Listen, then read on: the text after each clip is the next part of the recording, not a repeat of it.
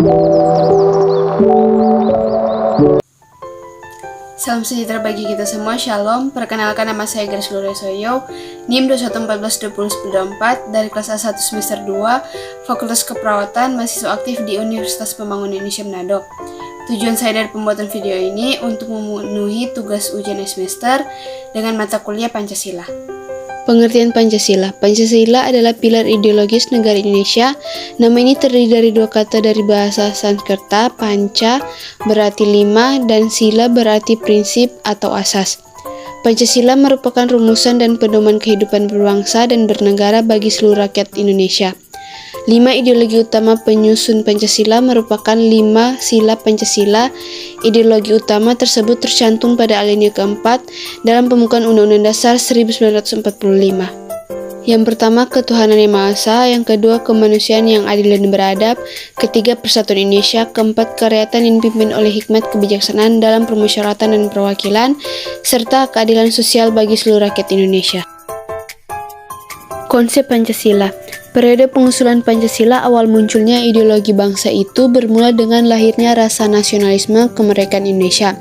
Dan adanya rasa nasionalisme sudah mulai tertanam kuat dalam gerakan Perhimpunan Indonesia. Perhimpunan Indonesia bertujuan agar bangsa Indonesia bersatu teguh menghadapi tantangan dan keterjajahan. Kemudian disusul lahirnya Sumpah Pemuda 28 Oktober 1928 merupakan momen perumusan diri bagi bangsa Indonesia. Lalu dibuatkan BPUPKI oleh Jepang pada 29 April 1945. Tetapi dalam sidang tidak sedikit pun ada intervensi dari pihak penjajah Jepang. Dengan rasa nasionalisme, sidang BPUPKI berlangsung bertahap dan semangat untuk melengkapi goresan sejarah hingga masa sekarang ini. Sidang pertama dilaksanakan pada 29 Mei sampai dengan 1 Juni 1945 dengan jumlah anggota 60 orang dengan struktur keanggotaan. Yang pertama, Ketua Muda Iji Bangse, anggota luar biasa sampai orang Jepang. Yang kedua, Dr. Radijaman Widoyodiningrat. Yang ketiga, Ketua Muda Randen Panji Seoroso. 60 orang tidak termasuk ketua dan ketua muda. BPUPKI dilantik oleh Lejen Kumakichi Harada, seorang panglima tentara ke-16 Jepang di Indonesia pada tanggal 8 Mei 1945. Dalam sidang pertama, 4 tokoh menyampaikan usulan isi dasar, yaitu Insinyur Soekarno, M.R. Muhammad, 4 Yamin Ki Bagus Hadikusumo, dan M.R. Supomo. Dari berbagai usulan, hanya satu yang diambil, yakni usulan dari Insinyur Soekarno yang berisi A. Nasionalisme atau kebangsaan Indonesia, B. Internasionalisme atau peri kemanusiaan, C. Mufakat dan demokrasi, D. Kesejahteraan sosial, E. Kebutuhan yang berbudayaan. Dari kelima gagasan itu diberi nama Pancasila. Jika ada yang tidak menyukai angka 5, Soekarno mengusulkan angka 3 yang dinamakan Trisila, terdiri atas sosio-nasionalisme, sosio-demokratis, dan ketuhanan yang Maha Esa.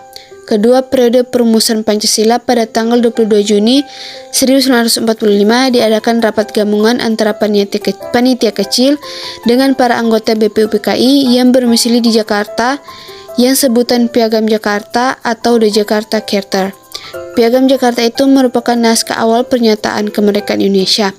Yang kelima, pada tanggal 6 Agustus 1945, kota Hiroshima dibom sekutu. Tanggal 7 Agustus 1945, Jepang mengeluarkan maklumat yang berisi yang pertama, pertengahan Agustus 1945 akan dibentuk Panitia Persiapan Kemerdekaan bagi Indonesia atau PPKI. Yang kedua, panitia itu rencananya akan dilantik 18 Agustus 1945 dan mulai bersidang 19 Agustus 1945. Yang ketiga, direncanakan 24 Agustus 1945 Indonesia merdekakan dan pada waktu itu BPUPKI dibubarkan, kemudian dibentuk PPKI. Dilanjut pada tanggal 9 Agustus 1945, kota Nagasaki dibom sekutu, sedangkan tanggal 14 Agustus 1945, Jepang menyerah tanpa syarat kepada sekutu. Yang ketiga, periode pengesahan Pancasila, Pancasila Dasar Negara, dan pembukaan Undang-Undang Dasar 1945 tidak dapat terpisahkan baik dalam proses perumusan dan pengesahan. Tanggal 18 Agustus 1945 diadakan sidang PPKI. Putusan-putusan yang dihasilkan sebagai berikut. Yang pertama, mengesahkan Undang-Undang Dasar Negara 1945 yang terdiri atas pembukaan dan batang tubuh. Naskah pembukaan berasal dari Piagam Jakarta dengan sejumlah perubahan. Batang tubuh juga berasal dari rancangan BPUPKI dengan sejumlah perubahan pula. Yang kedua, memilih presiden dan wakil presiden yang pertama.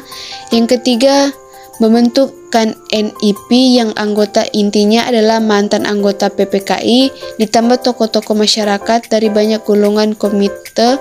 Ini dilantik 29 Agustus 1945 dengan Ketua MR Kasman Singodimedjo.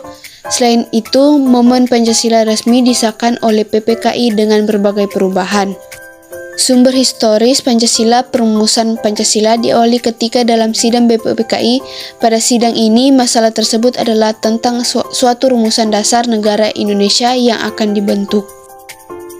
Dan dibentuklah Pancasila yang diperingati sebagai hari lahir Pancasila, yakni pada tanggal 1 Juni 1945, lalu pada tanggal 17 Agustus 1945, Indonesia melaksanakan proklamasi kemerdekaan, kemudian esoknya tanggal 18 Agustus 1945 disahkan Undang-Undang Dasar 1945 yang berisi 5 prinsip dasar negara yang diberi nama Pancasila. Namun Pancasila juga digunakan sebagai filsafat atau kebijaksanaan hidup, agar memberikan suatu pandangan hidup yang menyuluh karena Pancasila memiliki objek tersendiri yang sangat luas. Maka dalam ilmu psikologi mempelajari tingkah laku kehidupan manusia, tapi dalam ilmu filsafat tidak terbatas pada salah satu bidang kehidupan saja, melainkan memberi pandangan hidup pada hasil pemikiran yang tersusun dalam sistematis. Pancasila sebagai dasar nilai pengembangan ilmu yang meliputi nilai ketuhanan, kemanusiaan, persatuan, kerakyatan, dan keadilan. Dan sosiologi Pancasila ini sebagai dasar pengembangan ilmu pengetahuan dan teknologi atau IPTEK.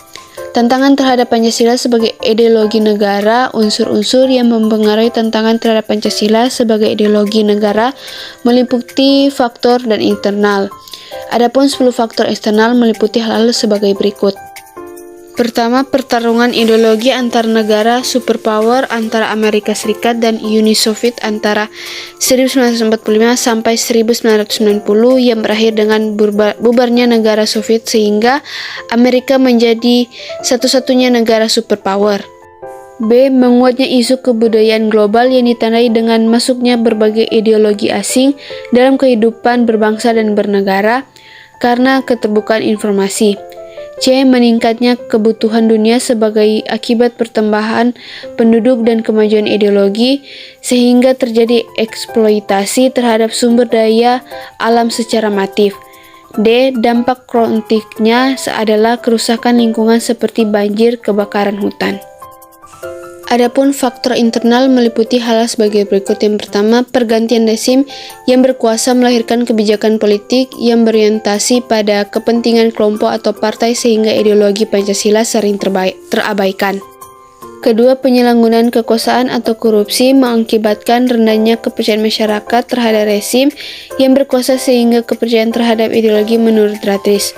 Yang ketiga, penyelenggaraan pendidikan Pancasila sebagai mata kuliah di perguruan tinggi ditegaskan dalam Surat Edaran Direktorat Jenderal Pendidikan Tinggi Nomor 914/E/T/2011 tertanggal 30 Juni 2011 ditentukan bahwa perguruan tinggi harus menyelenggarakan pendidikan Pancasila minimal 2 SKS atau dilaksanakan bersama mata kuliah pendidikan kewarganegaraan dengan nama Pendidikan Pancasila dan Kewarganegaraan atau PPKN dengan bobot minimal 3 SKS. Selanjutnya, Undang-Undang Republik Indonesia Nomor 12 Tahun 2012 tentang Pendidikan Tinggi memuat penegasan 11 tentang pentingnya dan ketentuan penyelenggaraan pendidikan Pancasila sebagai termaktub dalam pasal-pasal berikut.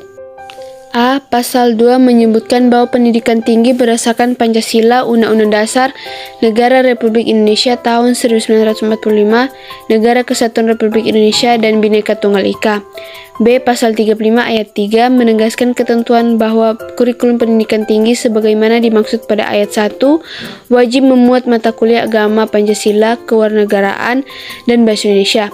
Dengan demikian, berdasarkan ketentuan dalam pasal 35 ayat 3 Undang-Undang Republik Indonesia Nomor 12 Tahun 2012 tentang pendidikan tinggi, yang dimaksud dengan mata kuliah pendidikan Pancasila adalah pendidikan untuk memberikan pemahaman dan penghayatan kepada mahasiswa mengenai ideologi bangsa Indonesia.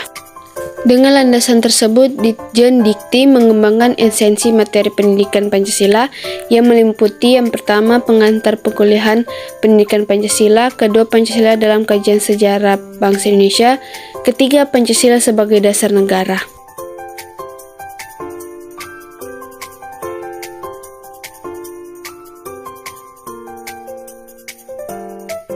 Sekian video dari saya dan terima kasih.